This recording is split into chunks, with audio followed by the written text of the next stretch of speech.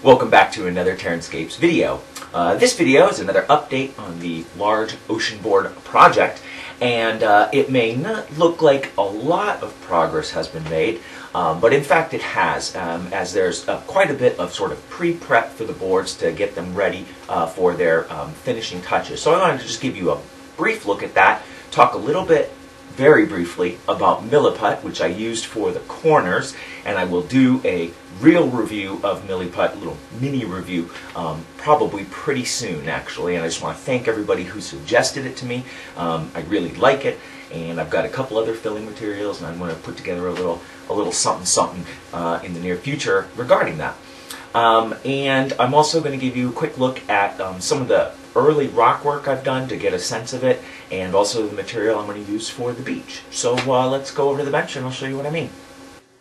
So just to give you a real quick look at the boards as a general overview, basically what I've done is then gone in and just skim coated them all with some lightweight spackle to really smooth out some of these areas, some of these gouges where I had been doing the carving of the foam. Because I'm going to be using such a very thin sand over this, I was really concerned that small dimples in this were really going to show that. So that was my main concern with getting these out. And because there are a lot of boards, actually, it took me a little bit of time. But I also went through and checked all the corners. You can see some notes here, meaning the green marks on it. I just wanted to make sure all the edges match, making sure that these are all going to tile as well as I can get them to.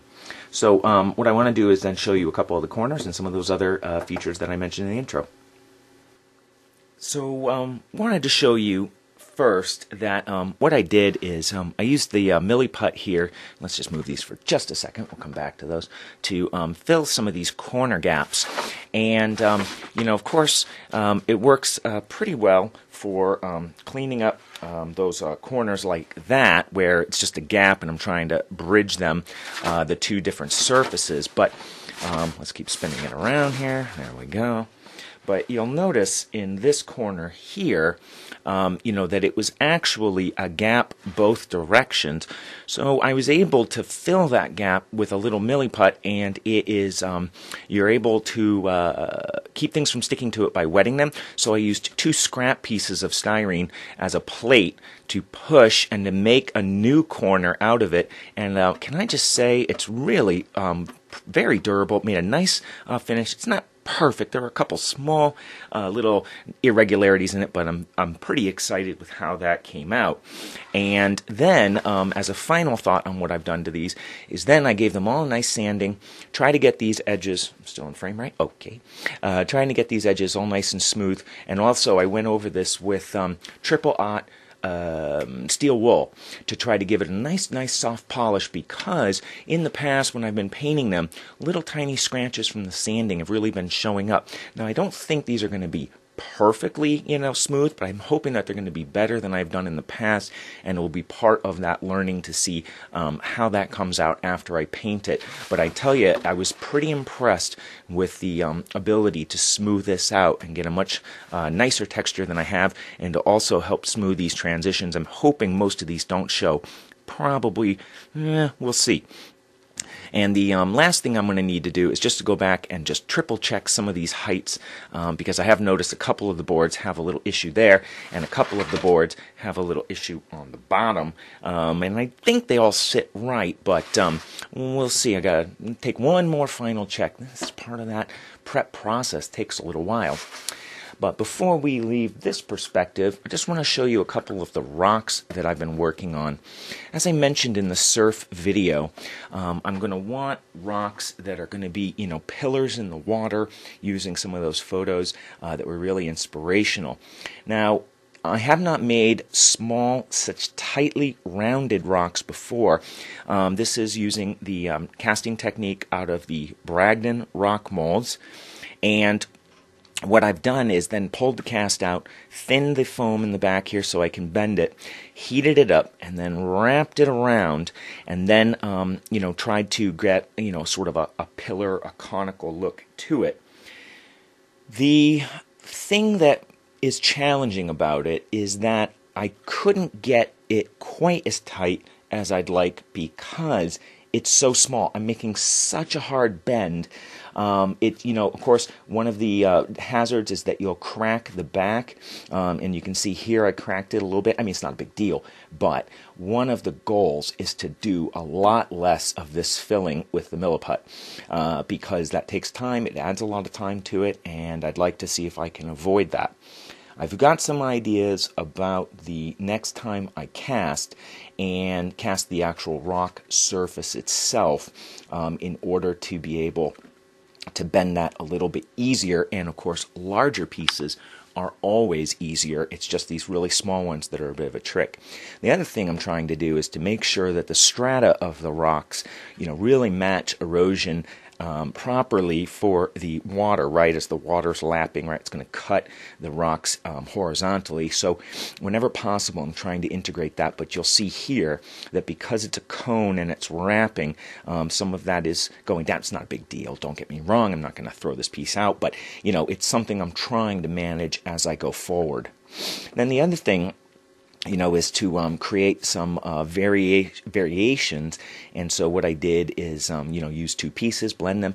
The trick for me is going to be seeing how well I molded these sections to match the overall rock texture. I really don't want these to stand out when I paint them, but when I coat them with gesso, it's such a unifying layer that I think it's going to actually blend these areas pretty well. I feel pretty, let's say I feel 85% confident that that's not going to show. And then, as a last thought, I really felt like this rock, that's a kind of a crazy little shape there. Yeah, it's not too bad, but I don't know about it. But then I realized, if I take this piece here, and I bring this piece up next to it, something like this, then, now you got to imagine, use your imagination here, the water's up like this. Isn't that going to make a nice little cut, like it's been eroded through, and I can have some of the waves splashing on this side and a little wave coming through? That's going to really be, I think, kind of dynamic looking, and it made me feel better about having some, little bit odd shaped rock, because now it looks like it kind of fits with this piece. So stitching them together, matching them up, all of that is going to be part of the process. And I have three new Bragdon molds en route. When they arrive, I will talk about them, as well as my conversation with Mr. Bragdon. And I think those 3 molds are going to be fantastic for this layout, and I'll talk about them more when they arrive. Let's take one more look at the material I'm going to be using for the sand before we wrap this up. So what I'm going to use for the sand, now the exposure in this image is going to be maybe a little wacky, because when I take this away, the camera thinks it's way underexposed, and when I put out something white, it's going to think it's overexposed. So, we'll see. But I think you'll get the idea. This is glass frit. Now, I purchased this a little while ago, thinking about it for snow. I think it's going to be great for snow.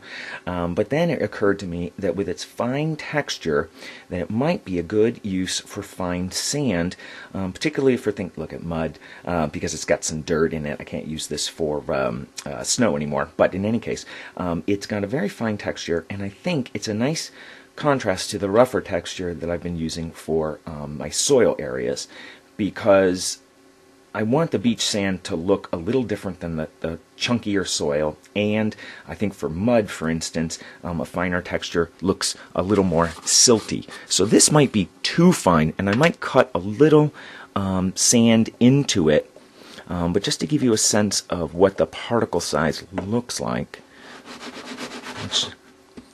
Alright, so that is really nice, very fine, not dust, a little bit more. And actually I had a viewer who pointed me towards some other glass materials that might be better than this for some applications. There's different particle sizes, and I don't know what this size is.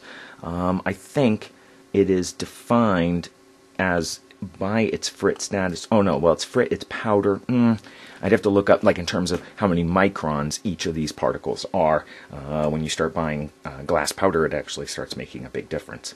In any case, just to give you a quick look at what that material looks like and how it's going to possibly look as sand on the beach. So this is pretty much, I've got a big big bottle of this.